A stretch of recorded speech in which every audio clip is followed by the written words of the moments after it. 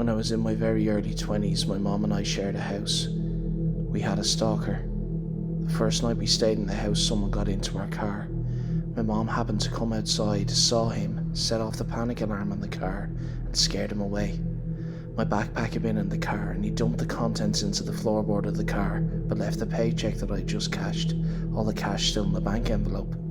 The police said it seemed that they were searching for something specific, and really questioned me about what that might be. But I have no idea. Police were able to get a partial palm print off the car, but had no matches in their system. My mom and I were out doing yard work and found a phone cord under our deck. It connected into the phone box on the outside of the house. We called the phone company out, and they said that they figured that someone had been using the cord to hook up a phone and lay under our deck and listen in on our phone calls. They removed the cord and put a lock on the phone box. We also frequently heard someone outside our windows walking at night. We would call the police and they would drive by but not see anyone. Another time, all of the light bulbs from our exterior lights were removed.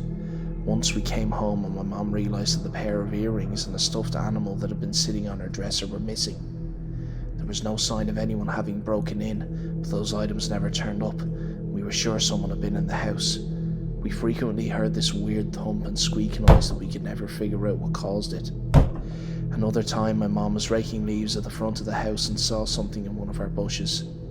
It was a voice-activated recorder, wrapped in black plastic and tied to the trunk of one of our bushes. The recorder was tapped into our phone line. Someone had gotten under our house, drilled a hole through our foundation, and run a phone cord through the hole into the recorder in the bush. We have no idea how a neighbour, though they were all elderly, didn't see or hear this happen. The police, who were well aware of this issue by this point, now seemed to realise that this was a serious, scary problem. They sent several officers out to investigate the recorder. We were in the house talking to an officer and heard the thump/squeak noise that we always heard. We told the officer, "That's the noise we can't identify." As it turns out, at that moment an officer was crawling under the house and had bumped a pipe. He was able to repeat the noise. The police figured that it was almost impossible to get into or out of the crawl space under our house without bumping that pipe, and we heard that noise a lot. The police think that whoever it was getting into the crawl space and lying under the house listening to us. We put a cover over the entrance and glued it down. We put sequins in a certain order in the glue so that we could tell if it had been removed and re-glued.